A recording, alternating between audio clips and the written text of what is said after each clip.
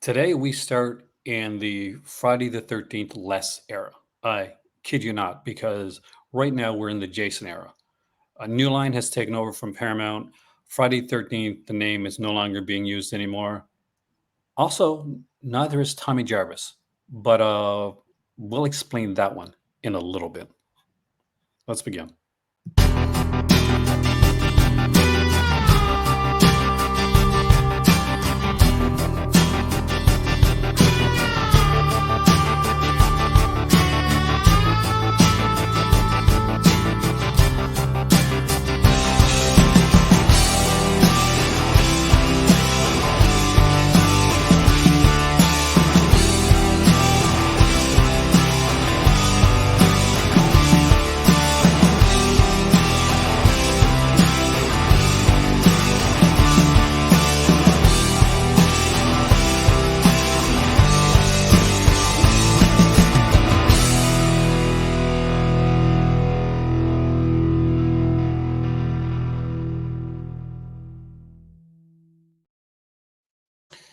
All right, guys. So we are going to be talking about the new line era of Friday the 13th.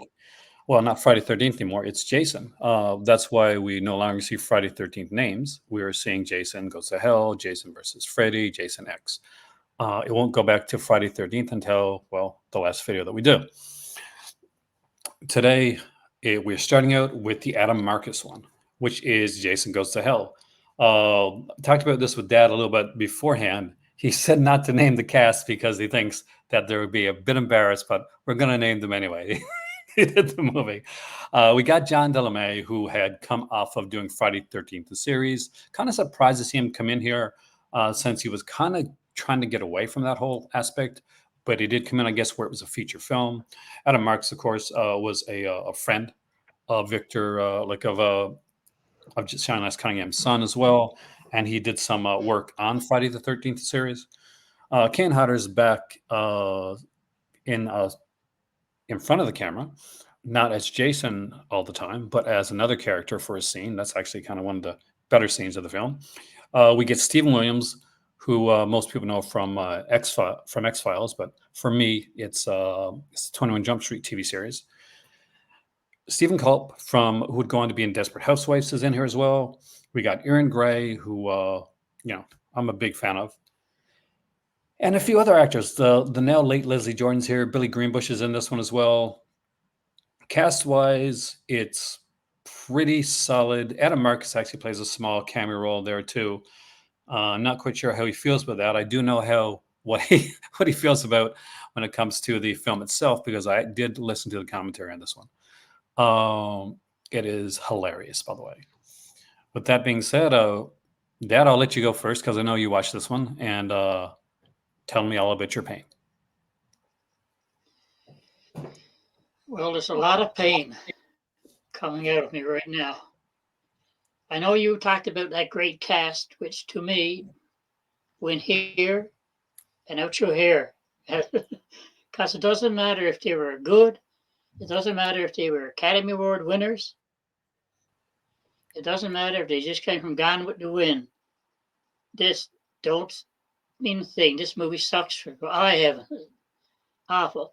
I thought first when I saw it the first time, I'll be honest with you, I thought they were making a movie about a movie. When all the lights went on, when Jason was chasing the girl through the woods, and all the floodlights came on, I thought, that might have been good. They should have made a movie about Jason, where the guy acting as Jason cracked up and thought he really was there. That might have been even better than what we got here.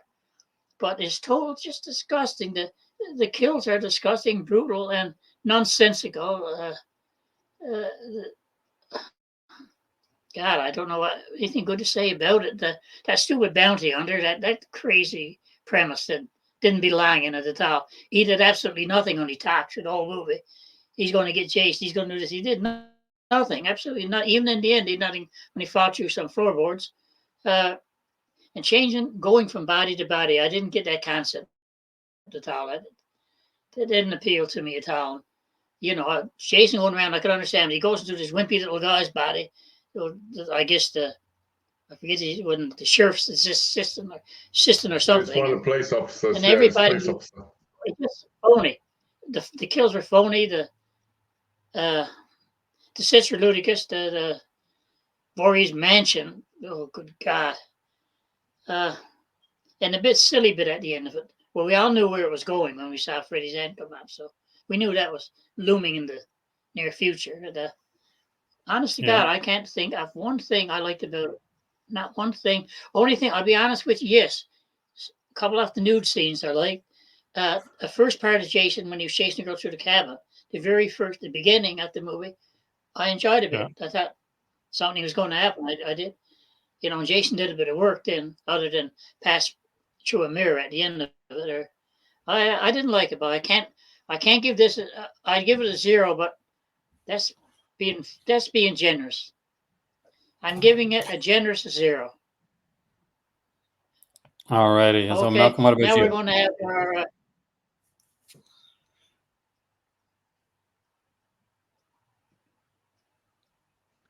Okay, well, first of all, the film starts off great. Woman takes her clothes off, gets in the shower. How bad can a film start?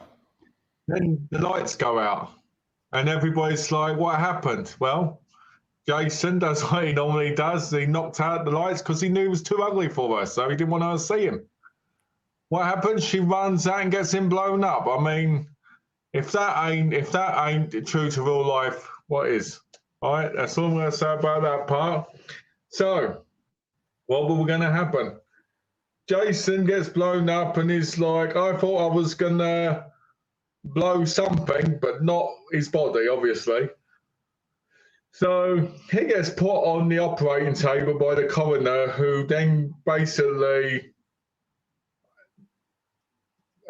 gets physical with the heart, and he's like, you know what? I wish I had a heart like Jason does, because Jason was a poor innocent man who didn't want to hurt anybody. So I'm going to become him, because that means I can take my wife out and whatnot for romantic dinners. So he eats the heart, and what happens? The guy gets violent. He gets aggressive. Doesn't even know what it's like to be Jason at all.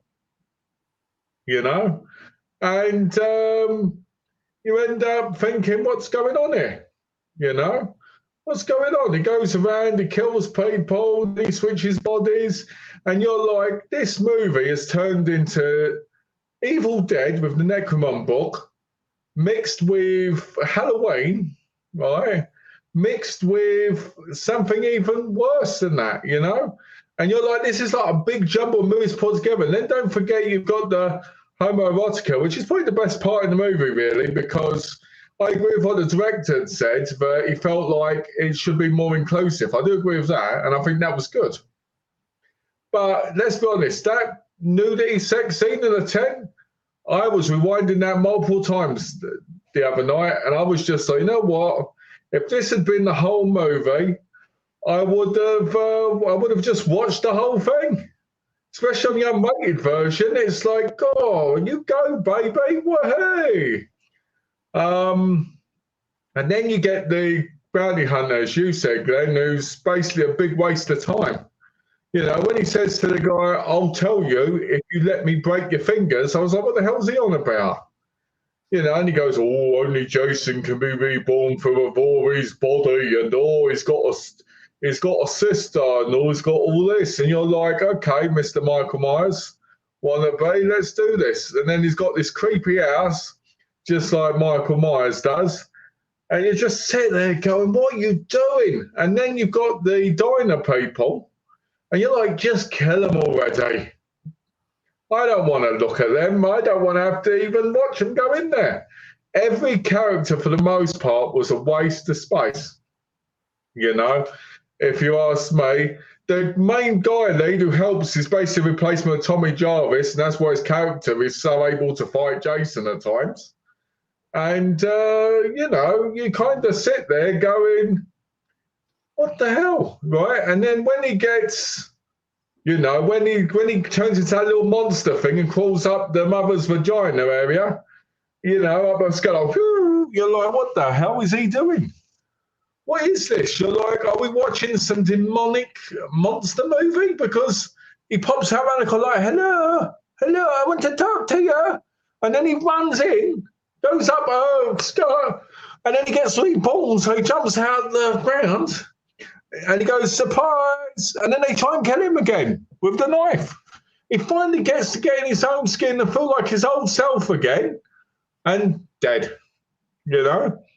And she stabs him, and then you see him getting pulled under by Freddy's glove, which was actually played by Kane Hodder in that scene as well, which was kind of interesting, right? So technically, Kane Hodder played both those roles in the one movie. Now, what do I think of the movie overall? I think the movie's terrible. I think it's nothing like Friday the 13th, or as it's called now, the Jason movies. It just feels like a waste of time, waste of energy, and it feels like the director had no idea what Friday the 13th was all about. You know, the guy's a nutcase when it comes to this stuff, because I remember listening to him talking in the documentaries.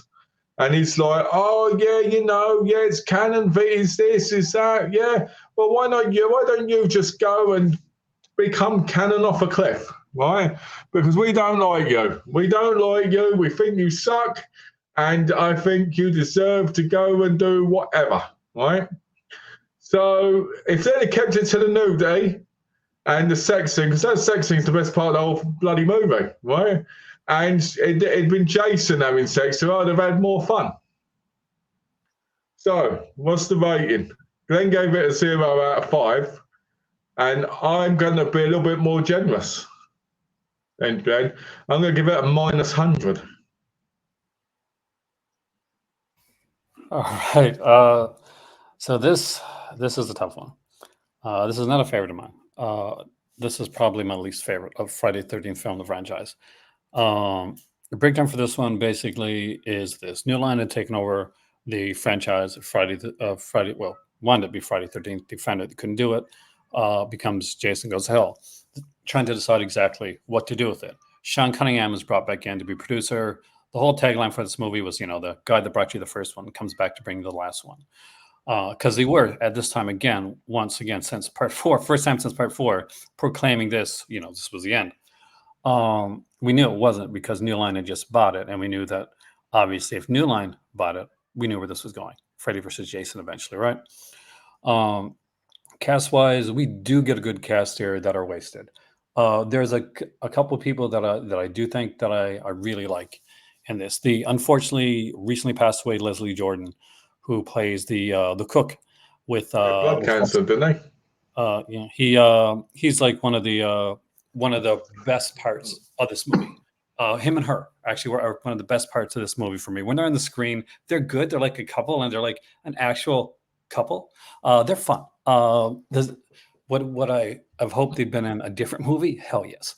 But give credit where credit is due. Oh, by the way, the Creighton Duke character wasn't initially supposed to be Creighton Duke, because before it was going to be Tommy. Now they didn't have the rights for Tommy. Of course, it would have made a lot more sense if it was Tommy Jarvis, because Tommy would have been somebody that would have been exploring and knowing Jason and what happened to Jason and whatever lore came up. That's what we've been seeing in the last, in 6, 7, and 5, 6, and 7. It's like 4, 5, and 6. Tommy's whole thing. But nice to have Tommy back. When they couldn't do that, they created Creighton Duke, and Duke was supposed to be somebody whose girlfriend was killed by Jason, and then he became like obsessed. We didn't get to see a lot of that, so a lot of that doesn't matter. Stephen Williams is good in the role for what he has to do as this totally obsessed badass character. You can't look at Creighton Duke, Stephen Williams, and not say that he's not badass. He is badass, although he doesn't get to do much in the movie. I know that so dull. He can kick all our butts. I'll tell you that much right now. Yeah, but that doesn't matter, because that does nothing in the movie. So his character in the movie is what's awful. I mean, the guy breaks the other guy's fingers just for the fun of it. I get that, actually. And I get the break the fingers part of it. Like, it's basically, okay, are you going to go through with this? Because here's the thing. This guy says, okay, I'm going to go out. I'm going to save my girlfriend. I'm going to fight Jason Voorhees. Oh, you're gonna fight Jason Voorhees? Okay, great. Okay, give me your fingers. If you can take that pain, you can go after Yeah, but by Jason breaking Voorhees. his fingers, he's making him weaker for when he does fight. But not really. I mean, like at the end of the day, that doesn't matter. It's a scene. I get it. I get why they did it. I get what they did with that character. Does it make the movie better? No, but it doesn't take away from either. When it comes to these characters here, overall, I'm a big Stephen Culp fan. I just wish he would have done something with him. I was really what peeved me off more than a lot more than you guys because I'm a fan of the actor. Is that we got this actor that is great and he's awesome at playing these like really slimy character roles. Now he gets to do it a little bit in this movie, but obviously he gets taken over by the whole Jason aspect of it, which by the way wasn't supposed to happen. The Jason aspect, the takeover aspect, eventually was supposed to happen. But the thing was this: when Sean S. Cunningham came back to there, the first thing that he told Adam Marcus, who, by the way, was a very young man, new director at the time, hadn't directed a film before. Yeah, a lot of people improvised. They called it improvise their lines because he had no idea what he was doing. Yeah, For the most part. and here's the thing: Adam Marcus is not a bad guy. He's the first person to admit it. And if you listen to the commentary, he spends most of the time apologizing for the mess that he made of the film. So give him some credit for actually being self-aware in a industry when people aren't. Now, when it comes to the aspect of like the whole no Jason, Sean S. Cunningham said, "Whatever you do, I don't care what you do else in this film. Get that damn hockey mask off of Jason. I hate it." But that's not true. Because in an interview, he said he never said that. Of course he did. And he said he didn't say it. And then somebody else said that he said it. And then another person said they didn't say it. And that's the same as like if we go back to the interviews with the hockey mask itself.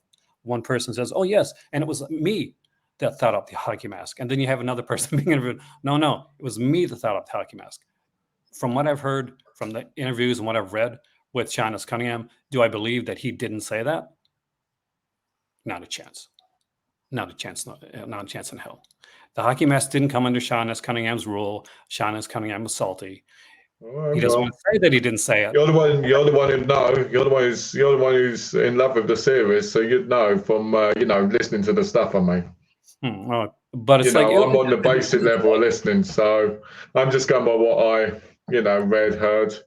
Yeah, like by the end of the day, guys, it's not a good movie.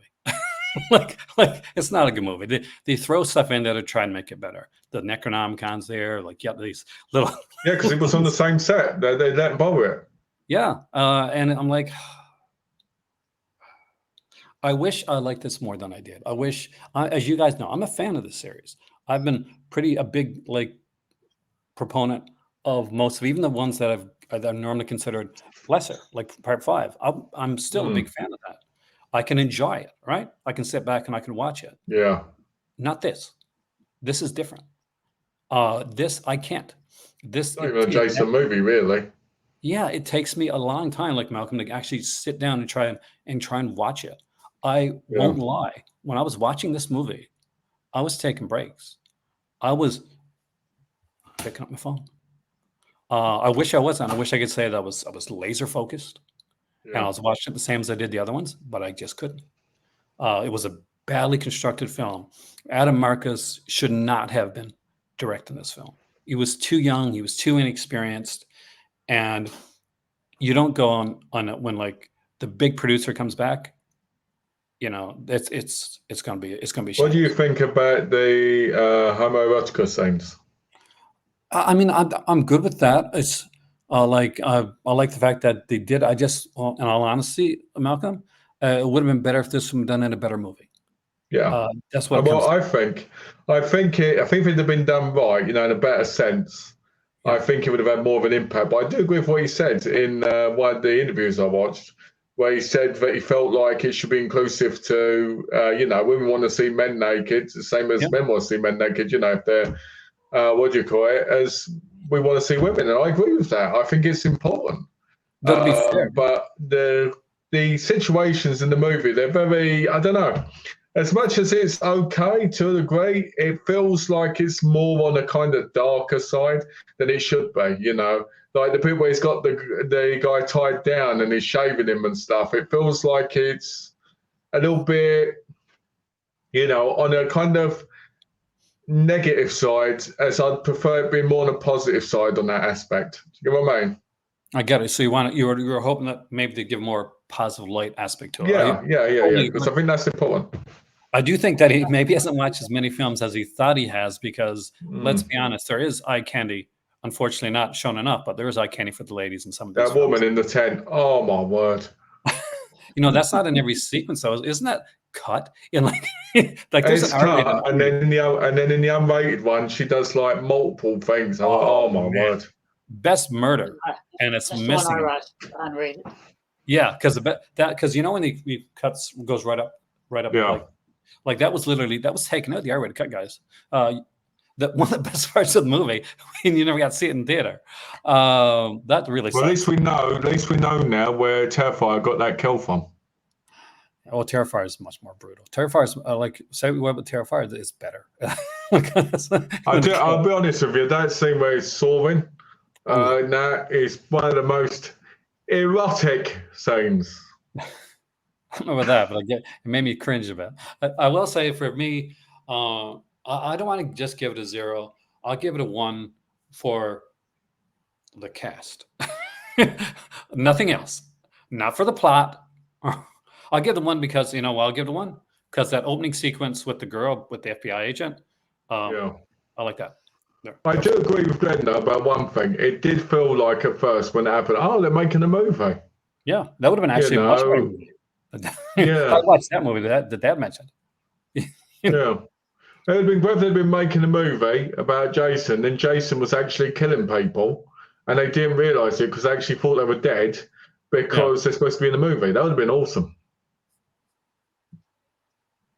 It would have been fantastic. Anything.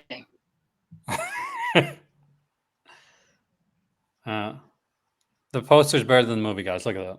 Poster's better than the movie. To be fair, the poster looks like a mask that's got a massive long turd going through it. A mask that's not in the film, by the way. What the hell is this mask? I didn't see this anywhere in the movie. No. But you don't really see the monster. I mean, it was different to that. It wasn't a snake. It was kind of like a weird. I just like having lost them from the couch, and then runs off and goes up the woman's skirt. Well, to be fair, they cut out a lot of that. Like that was the MPAA thing coming in again. There's whole extra monster scenes that were kind of taken out. Even in the uncut version, we still don't get it all. But why the hell would he be a monster? That's what I want to know. It was a stupid idea. It was a stupid idea. And the whole dagger as well. Only a family member. We saw this dagger. We not the dagger part. The rest of this movie we saw in a much better movie by Jack Schroeder called The Hidden. Like you want to watch somebody like going back through different bodies and it being entertaining, go watch Hidden. It's a much better film. It does feel that way. That's true. All right, and we're going to hit on one that I think Malcolm is going to have lots to say about, and that is Jason X. It is the space one, or what it actually was. And I'll be honest with you, I know Malcolm likes this one. Filler to keep things going until Jason versus Freddy came back. Yes. That's the truth, actually. So for those that don't know, Jason X was done by Todd Farmer, who also he wrote a few films, including Drive Angry with Nick Cage, and of course, My Bloody Valentine 3D. We do get a decent cast here as well. Correct me if I'm wrong. You'll know this, Malcolm, because I'm not quite sure. But that set that they're on, that spaceship set, looks very similar to the Andromeda. So I'm not quite sure. It was very similar. I think it was either the same kind of thing or it was from the same designers because it was very, very similar. And they do use the same two lead actresses in Andromeda. Yeah. But they changed the roles around. One played a robotic character in Andromeda and the one played a person. They switched around what they were in this one right there. I will say one thing about this. David Cronenberg, it was in this. Oh, that's a great thing. He scripted his own scene because he's Cronenberg, and he gets to. This is our last time with Kane Hodder, and it's a very, very different film. What we're going to see here, we wouldn't see again. This has become a bit of a cult following. Usually, the way this one works is people that like Friday the 13th as a horror franchise do tend to, especially in the beginning, steer clear of this one. People that love science fiction do tended to right at the beginning really make this kind of their flagship. As far as anything else wise, this really was meant at the time because they wanted to keep Friday the 13th with the Jason Voorhees name in the public zeitgeist. So in order to do that, they wanted to make a movie quick and cheap. So Todd Farmer came in. He's actually in the movie too.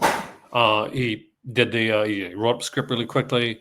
They shot it, and all things considered, I'll give you my thoughts afterwards. But all things considered, with the budget and the time that they had, let's get into it actually. So I'll let Malcolm go this time first because I know you like this one. Okay, so let's start off with the simple fact. They have him hostage. He escapes, kills one person. They find him, kills Cronenberg, starts going after this really hot babe who gets cryogenically frozen with him. I got to be honest with you, I felt personally, but she was one fine piece of, you know what, and then you think about it, you're like, okay, he's frozen, right? But you're like, maybe his heart is still beating, So he ends up in space because 400 odd years later they find him and they take him and her onto this ship where you've got a guy who gets nipple clamps put on him by a woman, and all the women on there are these like sexual deviant kinds. Even the android robot thing is like all sexual, and then Jason ends up becoming this big kind of like hulking thing from like this metal thing that rebuilds him from the nanomachine things, right? And you find out in this reality, if an arm gets chopped off, it can just grow back, if they use the stuff.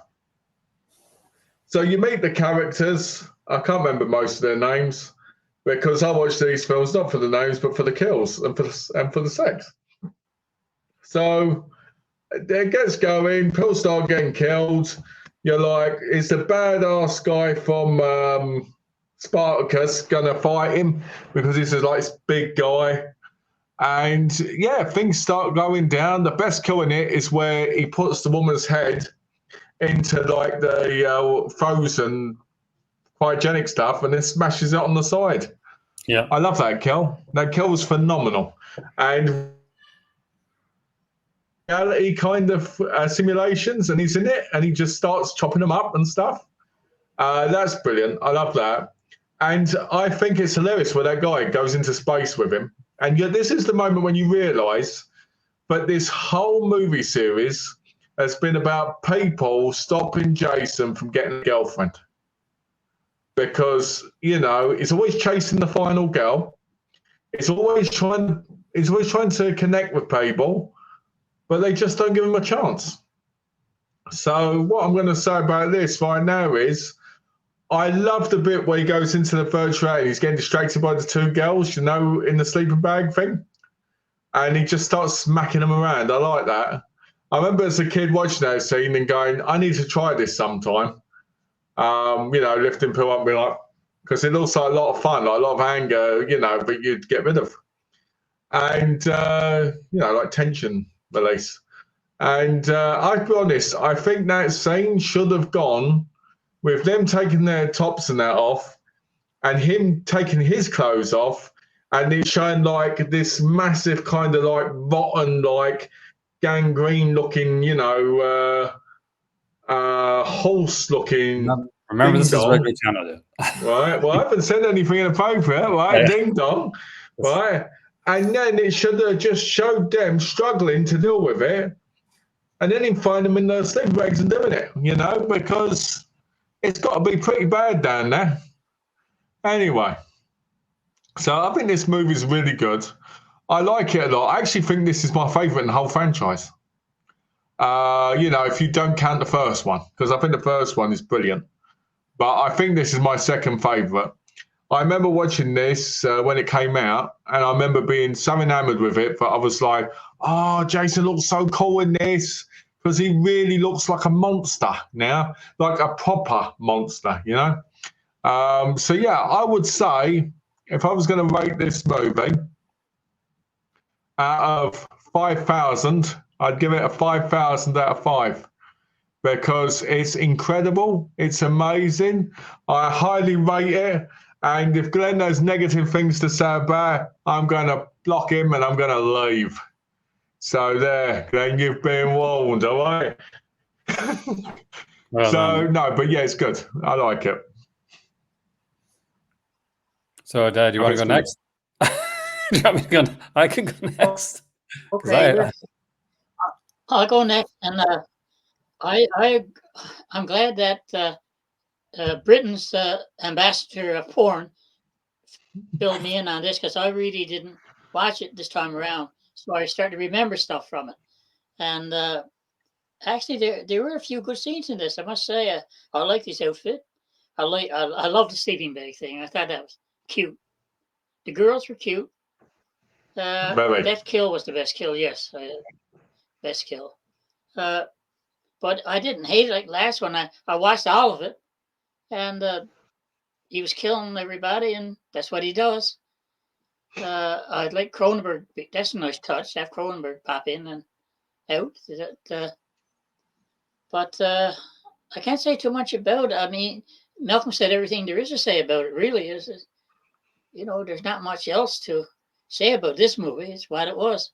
But I don't know if I give it a 5,000 out of 5, but I'll give it a 3, maybe a 3.5, because I did walk away like with a good laugh out of it. Yeah, entertained. There's a lot worse. There was a lot worse than this one. Yeah. But you'll see coming up. But I'll give it a 3. Reluctant Nice. 3.5, but I enjoyed it. Nice. All right. Here's the thing. I'm not as big on the new lines as you guys are. This one included. I do, like I said before, it's a filler. It shows. It's a bit of a cash grab. Does that mean it's going to be a bad film? No. All these films, in a way, are a bit of a cash grab. This one is just a bit more so. However, this does have some cool stuff. Uber Jason is a really cool design. I really like it. And if I would have been really young when I saw it, I probably would have thought it was the most awesome thing in the world. The scene with the girls that, do you like premarital sex? We love premarital sex. Is one of the best scenes in the whole franchise. It cracks me up every freaking time. That death with the nitro stuff is amazing. Yeah. I love that sequence in the film. I'm not as thrilled about the hey, we're scientists and we've captured Jason and we're checking out his regenerative process. I was a bit on that aspect of it. This is probably next to Part 7 for me, the worst ending of any Friday 13th film. They kind of do a half-hearted attempt for a Doctor Strangelove type of like wink and nod. But I don't think it works because it's not a character that I'm invested in. Anybody else, by the way, the girl, the robot, the guy, anybody else in there, Lexi Doeg's character, I would have 100% been way more on board with them in that final face-off. His character was just a nothing character. And so when he's the guy that comes back to do that little thing, I'm like, I like the aspect or two and the thought like, oh, maybe he can come back. That was interesting, but I don't like how they got there. I got to be honest. I think that was weak. I feel like he had a short time to write the script. He gets near the end. And he's like, how the hell do I end this? Like, he's got all this stuff going on there. He's like, how do I end this movie? And it was like, maybe he was watching TV. Maybe he said Doctor Strangelove. He was having having a beer. It's like, oh yeah, we'll do that. That'll kind of work. So that takes me out of it. That being said, was this more of a fun ride? Yes. I mean, like after the last movie that we watched, Jason Goes to Hell. Good Lord, my God! Like we've set the Jason Goes to Hell has set a new low standard for this franchise. It really, really has. So anything coming after that for me, it's like Jason could have we should have got a Jason X trilogy. Really, I would have loved that because you know what? Then we would have been able to follow this up more. But the thing is, and this is the unfortunate aspect of it, Malcolm, is that I can't, you know, go on like the other books that were made or the comic books that came out because they do. It does have like books and comic books Hmm. in this era thing, which are really good, by the way. But going on this film on its own, it's a two for me, but it's a high two because I do really enjoy the scenes that I enjoy. I enjoy a lot. I think that when this movie works, it works extremely well. Well, like there's a couple of things that make me cringe. Hey, he just won his machete. I'm sorry. What the like? What the hell? Well, I That think that's supposed to be, if I'm honest, I think that stuff is supposed to be a bit comical because is it's like very teeny in a lot of ways. 100%. You're right. Like I guess, but here's the thing: at the time that I saw it, and the time that you saw it too, it's very different. I was way older. You were this audience for this film. You were the audience for this It's film, true. and that's and so if you would have came into this and told me you didn't like it, I would have been more shocked than you saying that you did. Yeah. Uh, I'm old, I'm want to see Jason in the Woods old school. Is it going to be good all the time? No. Do I like some movies that are probably a little bit more grown worthy than this one? I probably do, but I have to go on on my thoughts when it comes to this one. So I'll give it a two. I'm a 2.5 because it does have the best kill in the entire franchise. Because I know, and that's not saying something like Tom Savini worked on these movies. Carl Fullerton worked on these movies. The fact that this movie manages to have the best kill in the entire franchise and one of the funniest moments gives it a solid 2.5. It was a movie that I've always liked, but I've never loved, and it's always because of the ending and because there's a bit of a disconnect Yeah, with the true. characters. A little bit, yeah. But overall, it's a Okay. fun movie, and it's a big improvement over what we watched before it. At least it didn't put us to sleep or make us want to leave the room. There's some hot girls. There's some cool action. It was a fun film. It's what Friday the 13th should be, and they're getting back on track. However, in the next video, we're going to find out, do they keep this momentum going and build on it? Or do they, as Sid Haig would say, shit the bed? I'm kind of curious to see what happens when Jason finally meets Freddy, because f- for years, Kane Hodder's been pushing this Jason versus Freddy movie. He's been keeping it alive. He's been keeping the dream going. How could it possibly go wrong on him? Well, we'll get into that next time. Thank you guys again so much. You are amazing. Thank you, Dad, for just being the voice of the watcher, and for Malcolm for going through these in the most fun comedic way. Uh, that that has been that's entertaining as hell. It is going to be sad to see this franchise go, and our next video is going to be the one where that happens. So I'll see you Uh, guys, because Jason's going to meet eventually one of the guys from Supernatural, and that's the thing.